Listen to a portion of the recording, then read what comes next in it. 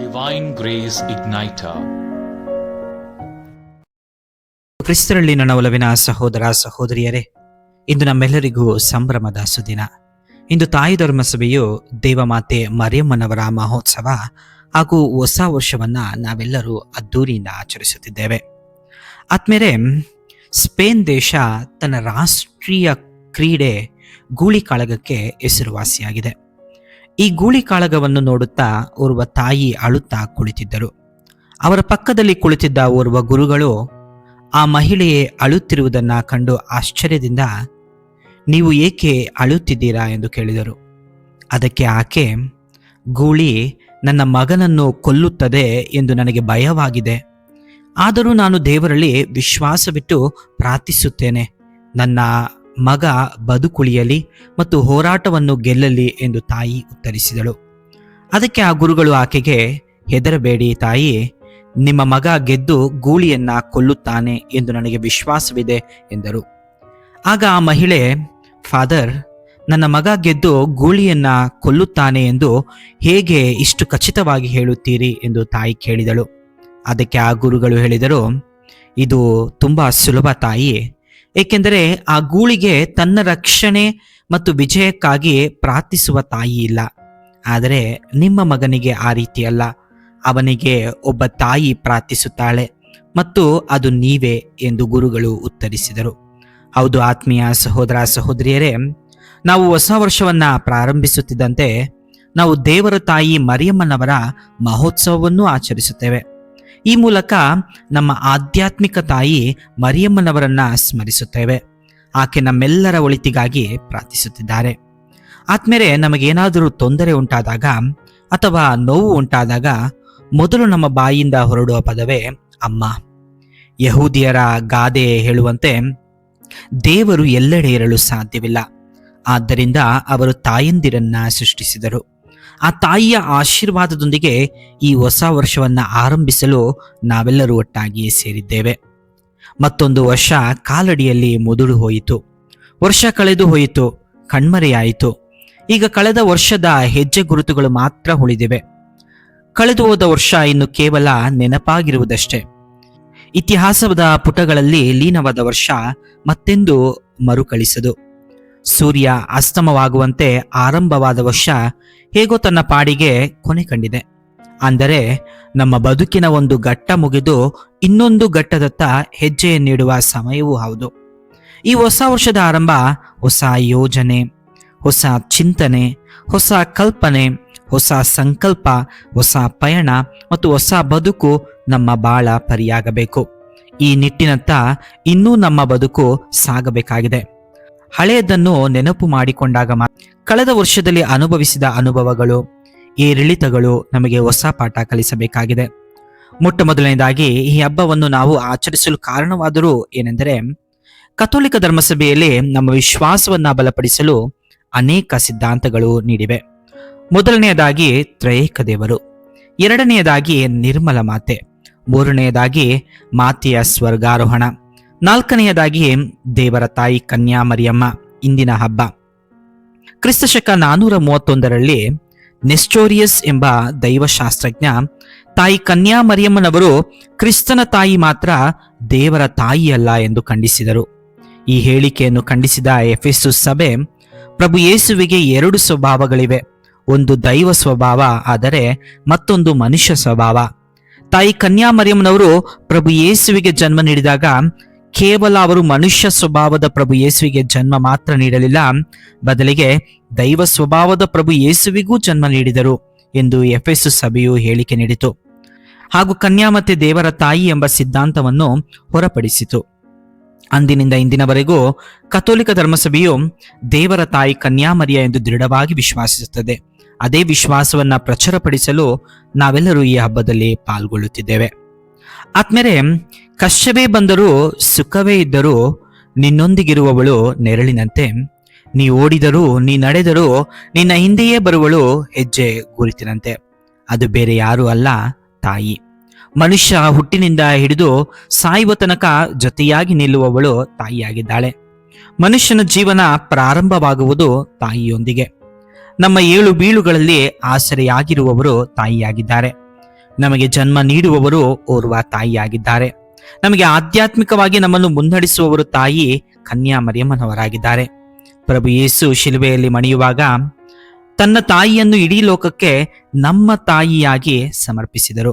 ಇಂದು ಅದೇ ತಾಯಿಯ ಆಶೀರ್ವಾದದೊಂದಿಗೆ ಈ ವರ್ಷವನ್ನು ಪ್ರಾರಂಭಿಸಲು ನಾವೆಲ್ಲರೂ ನೆನೆದಿದ್ದೇವೆ. ಒಂದು ಹೊಸ ಮನೆಗೆ ಹೋಗಬೇಕಾದ್ರೆ ದೇವರ ಆಶೀರ್ವಾದಕ್ಕಾಗಿ ಬೇಡುತ್ತೇವೆ. ಹೊಸ ವ್ಯಾಪಾರ ಮಾಡಬೇಕಾದ್ರೆ ದೇವರ ಆಶೀರ್ವಾದ ಬೇಡುತ್ತೇವೆ. ಜೀವನದಲ್ಲಿ ಏನೇ ಹೊಸದಾಗಲಿ ಅದರಲ್ಲಿ ದೇವರ ಆಶೀರ್ವಾದ ಇರಲೇಬೇಕು ಎಂದು ನಾವೆಲ್ಲರೂ ಆಶಿಸುತ್ತೇವೆ. ಇಂದು ಈ 2025 ವರ್ಷ ಸಂಪೂರ್ಣಗೊಳಿಸಿ ಹೊಸ ವರ್ಷಕ್ಕೆ ಕಾಲುಡಿತ್ತಿರುವಾಗ ಆ ದೇವರ ಆಶೀರ್ವಾದ ನಮ್ಮ ಮೇಲೆ ಇರಲಿ ಎಂದು ನಾವೆಲ್ಲರೂ ಬೇಡೋಣ. ಹಳೆಯ ಎಲೆಯು ಉದರಿ ಹೊಸ ಎಲೆಗೆ ದಾರಿ ಮಾಡಿಕೊಡುವಂತೆ ನಮ್ಮ ಈ ಹೊಸ ವರ್ಷ ನಮಗೆ ಹೊಸ ದಾರಿಯನ್ನ ಮಾಡಿಕೊಡಲಿ. ಆದ್ಮೇಲೆ ಇಂದಿನ ಮೊದಲನೇ ವಾಚನವನ್ನ ಸಂಖ್ಯಾಕಾಂಡದಿಂದ ಆರಿಸಲಾಗಿದೆ. ದೇವರ ಆಶೀರ್ವಾದದ ಬಗ್ಗೆ ತಿಳಿಸಿಕೊಡುತ್ತದೆ. ಈ ವಾಚನವನ್ನು ಇಂದು ಆರಿಸಿರುವ ಉದ್ದೇಶವೇ ದೇವರ ಆಶೀರ್ವಾದವು ನಮಗೆ ಎಷ್ಟು ಮುಖ್ಯ ಎಂದು ತಿಳಿಸಿಕೊಡುತ್ತದೆ. ದೇವರು ನಮ್ಮ ಜೊತೆ ಇರದ ಹೊರತು ನಾವು ಹೊಂದಿರುವ ಹಣ, ಆಸ್ತಿ, ಅಧಿಕಾರ, ಅಂತಸ್ತು, ಶ್ರೀಮಂತಿಕೆ ಇವ್ಯಾವುವು ಗಣನೆಗೆ ಬರುವುದಿಲ್ಲ.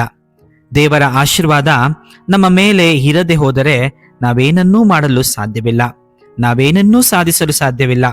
ಹೊಸ ವರ್ಷದ ಹೊಸ್ತಿಲಿನಲ್ಲಿರುವ ನಮಗೆ ದೇವರ ಅನುಗ್ರಹ, ಆಶೀರ್ವಾದ ತುಂಬ ಬೇಕಾಗಿದೆ. ದೇವರನ್ನು ನಂಬಿ ಬಾಳುವ ಜೀವನವನ್ನು ಅವರು ಯಥೇಚ್ಛವಾಗಿ ಹರಸಿ ಹಾರೈಸುವರು ಎಂದು ತಿಳಿಸುತ್ತದೆ. ಸರ್ವೇಶ್ವರ ಸ್ವಾಮಿ ಸ್ವತಃ ಮೋಶೆಗೆ ಯಾಜಕನ ವಂಶದ ಆರೋಹಣ ಮತ್ತು ಅವನ ಮಕ್ಕಳಿಗೆ ಯಾವ ರೀತಿಯಾದ ಆಶೀರ್ವಾದವನ್ನ ಮಾಡಬೇಕು ಎಂದು ಸ್ವತಃ ಅವರೇ ತಿಳಿಸುತ್ತಾರೆ. ದೇವರು ಮೋಶೆಯೊಂದಿಗೆ ಹಾಗೂ ತಾನು ಆಯ್ಕೆ ಮಾಡಿಕೊಂಡ ಜನರೊಂದಿಗೆ ಒಡಂಬಡಿಕೆಯನ್ನು ಮಾಡಿಕೊಂಡ ನಂತರ ಯಾಜಕನ ವಂಶವನ್ನ ಬಲಿಯನ್ನು ಅರ್ಪಿಸುವುದಕ್ಕೆ, ಧಾರ್ಮಿಕ ಆಚರಣೆ ವಿಚಾರಣೆಯಲ್ಲಿ ತೊಡಗಿಸಿಕೊಳ್ಳುವುದಕ್ಕೆ ದೇವರು ಅವರನ್ನ ನೇಮಿಸಿದರು. ಯಾಜಕರ ಮತ್ತೊಂದು ಧಾರ್ಮಿಕ ಕಾರ್ಯವೇನೆಂದರೆ ಜನರಿಗೆ ಆಶೀರ್ವಾದವನ್ನ ನೀಡುವುದು.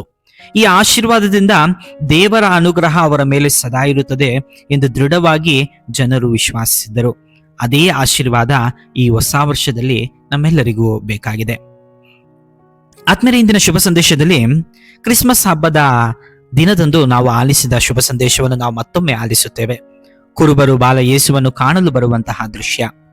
ದೇವದೂತರ ವಾರ್ತೆಯನ್ನು ಪಡೆದ ಕುರುಬರು ಆ ಪುಟ್ಟ ಕಂದ ಬಾಲ ಯೇಸುವಿನ ಆಶೀರ್ವಾದವನ್ನು ಪಡೆಯಲು ಧಾವಿಸುತ್ತಾರೆ.